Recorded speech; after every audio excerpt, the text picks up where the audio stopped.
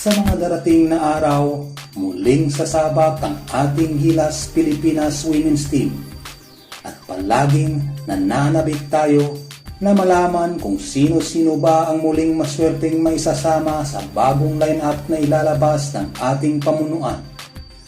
At karamihan nga sa mga players na laging kasama sa lineup ay mga veterano na at iilan lamang sa mga ito ang baguhan. At isa nga sa mapalad na laging kasama ay ang Gilas shooter at UEEP Season 88 Finals MVP na si Kent Pastrana, na sa mga nagdaang laban ng Gilas Pilipinas Women's Squad ay maganda ang naipakita, mapa-opensa man o depensa.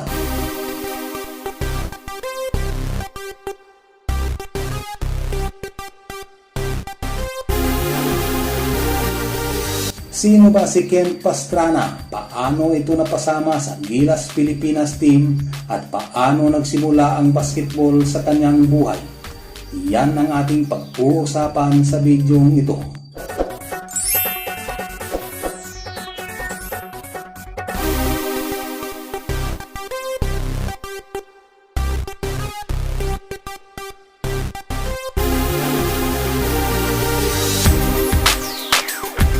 Si Kent Jane Pastrana ay tubong Victorias City sa Negros Occidental.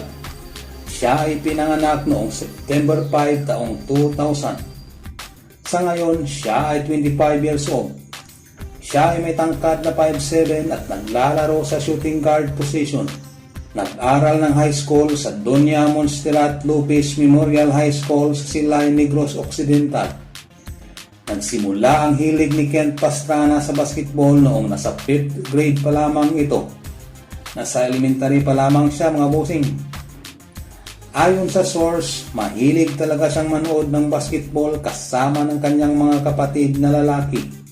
Hanggang sa nakahiligan na nga niya ito. Pinagbawalan siyang maglaro ng basketball dahil nag-iisang babae ito sa kanilang pamilya at ang larong basketball ay para lang daw sa mga lalaki.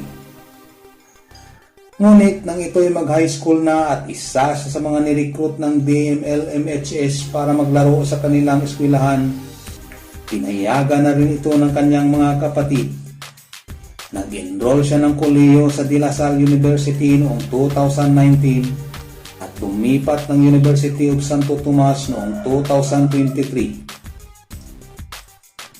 Sa kanyang pakikipagsapalaran noon sa De La Salle, hinirang siyang Rookie of the Year at naging parte ng mythical team ng UEEP Season 82 noong taong 2019. Nang lumipat ito ng UST at naglaro sa Golden Tigresses, nakuha nila ang championship title ng UEEP Season 86. Ngunit ng sumunod na taon, nabigo ang kanyang kupunan na depensahan ng Corona. Nakuha lamang nila ulit ito noong 2025 sa UEEP Season 88, kung saan tinanghal din siyang UEEP Season 88 Finals MVP.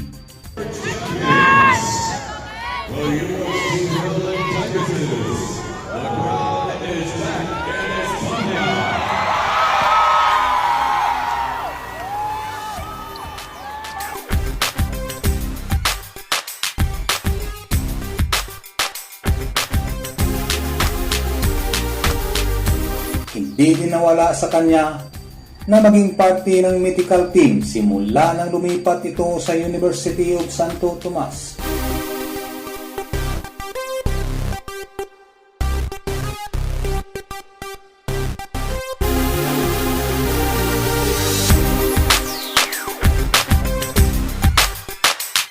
Naglaro din siya ng 3x3 basketball para sa UST, kung saan naman dumagdag sa kanyang achievements ang 3x3 title sa Season 86 at Season 88.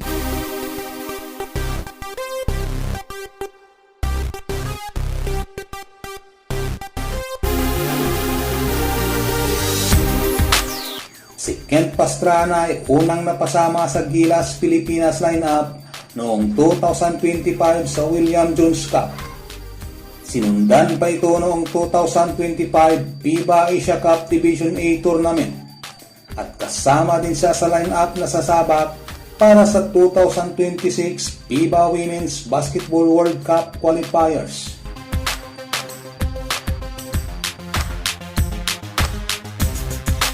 Sa kanyang batang edad, sa kanyang mga pinagdaanan sa larangan ng basketball at sa dami ng achievements na natanggap niya, nararapat lamang na mapabilang siya sa ating national team dahil bukod sa mga nabanggit, maganda ang kanyang ipinapakita at maaasahan siya ng ating kupunan sa depensa, lalong-lalo na sa opensa.